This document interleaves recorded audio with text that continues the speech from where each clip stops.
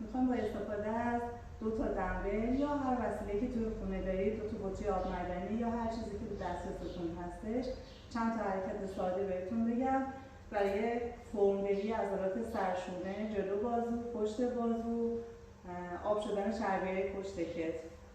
خیلی ساده و راحت.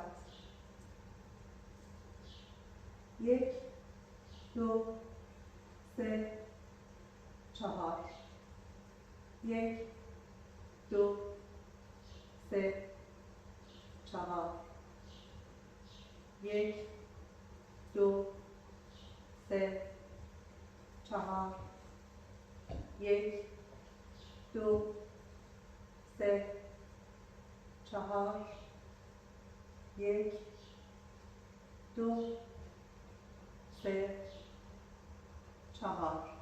شما هر کدوم از این حرکات رو 3 تا 8 تا میتونید در منزل انجام بدید.